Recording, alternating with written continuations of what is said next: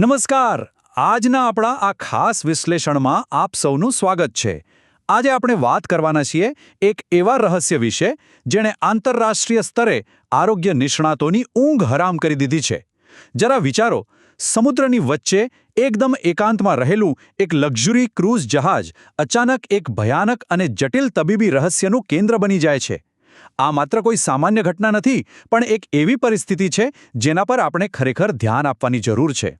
હવે આખી પરિસ્થિતિ અને તાજેતરની ઘટનાઓ જોયા પછી સ્વાભાવિક રીતે જ આપણા મનમાં એક સવાલ ઊભો થાય.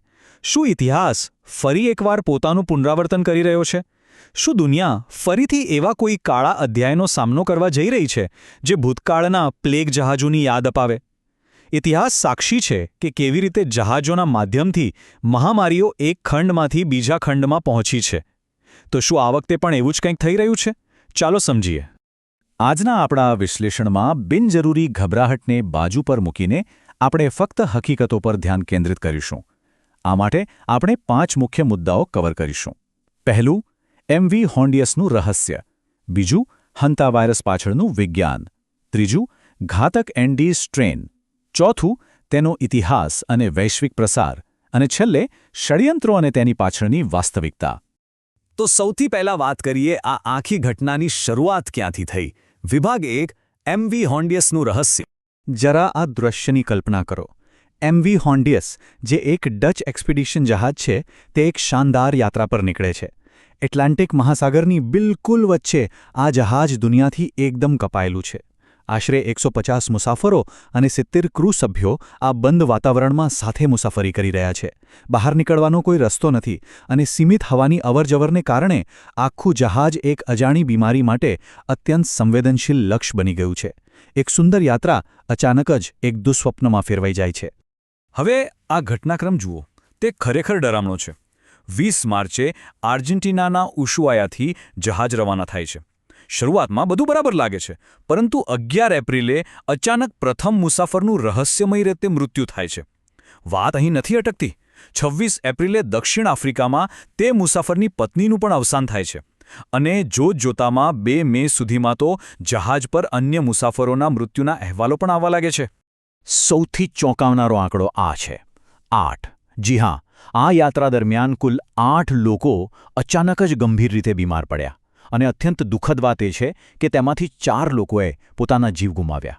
એક જ જહાજ પર આટલા ટૂંકા ગાળામાં થયેલા આ રહસ્યમય મૃત્યુએ સીધું જ વર્લ્ડ હેલ્થ ઓર્ગેનાઇઝેશન એટલે કે WHOનું ધ્યાન ખેંચ્યું અને તાત્કાલિક દેખરેખ શરૂ કરવામાં આવી. હવે મોટો સવાલ એ હતો કે આખરે આની પાછળ છે કોણ? ચાલો આગળ વધીએ આપણા બીજા વિભાગ તરફ, હંતા વાયરસને સમજવો. શરૂઆતમાં જ્યારે પીડિતોની તપાસ થઈ ત્યારે તબીબી ટીમોને કોઈ સામાન્ય ચેપ જોવા જ ન મળ્યો. તેઓ પણ મૂંઝવણમાં હતા. પરંતુ ઊંડી તપાસ બાદ આખરે એક છુપાયેલો ગુનેગાર પકડાયો અને તે હતો હંતા વાયરસ. આ એક ઝૂનોટિક રોગ છે. તેનો સરળ અર્થ એ થાય કે આ રોગ પ્રાણીઓમાંથી મનુષ્યોમાં ફેલાય છે. ખાસ કરીને ઉંદર, ખિસકોલી અને અન્ય એવા કૃતક પ્રાણીઓમાંથી તે માણસો સુધી પહોંચે છે. પણ આ ફેલાય છે કેવી રીતે? આ સમજવું ખૂબ જ જરૂરી છે. આના માટે આપણે એરોસોલાઇઝેશન નામની પ્રક્રિયા સમજવી પડશે. થાય છે એવું કે ચેપગ્રસ્ત ઉંદરોના મળમૂત્ર કે લાળ જ્યારે સુકાઈ જાય છે અને પછી કોઈ કારણસર તે ધૂળમાં ભળીને હવામાં ઉડે છે, ત્યારે આ વાયરસ એરોસોલાઇઝ થઈ જાય છે. અને પછી એ જ દૂષિત હવા જ્યારે કોઈ માણસ શ્વાસમાં લે છે ત્યારે વાયરસ સીધો તેના ફેફસામાં પહોંચી જાય છે. અને આ બધું કોઈને પણ ખબર પડ્યા વિના થઈ જાય છે. બીજી એક રસપ્રદ વાત એ છે કે તમે દુનિયાના કયા ભૌગોલિક વિસ્તારમાં છો તેના આધારે આ વાયરસ તમારા શરીર પર અલગ અલગ રીતે હુમલો કરે છે. જો તમે અમેરિકા ખંડમાં જુઓ તો તે HPS એટલે કે પલ્મોનરી સિન્ડ્રોમ તરીકે જોવા મળે છે, જે સીધી ફેફસાને અસર કરે છે અને શ્વાસ લેવામાં ગંભીર તકલીફ ઊભી કરે છે. જ્યારે યુરોપ અને એશિયામાં તે HFRS તરીકે વધુ જોવા મળે છે, જે ખાસ કરીને કિડની પર હુમલો કરી તેને ભારે નુકસાન પહોંચાડે છે.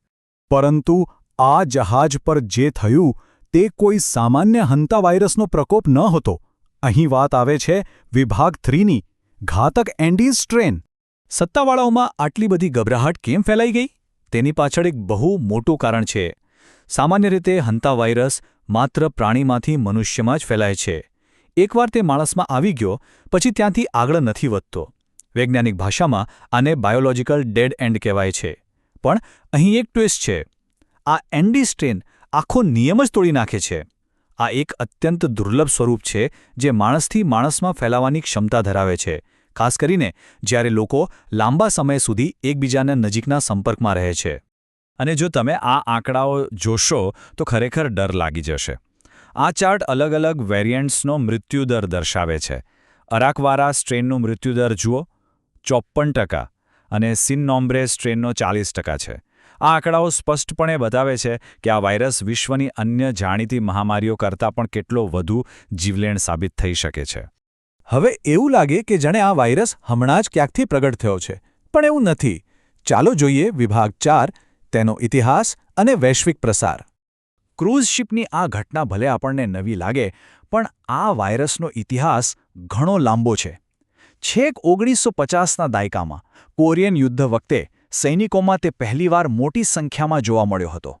ત્યાર પછી 1923માં અમેરિકામાં તેનો મોટો પ્રકોપ જોવા મળ્યો. અને હા, 2000ના દાયકાથી આપણા ભારત જેવા દેશોમાં, ખાસ કરીને દક્ષિણ ભારતમાં પણ તેના કેસ નોંધાયા છે.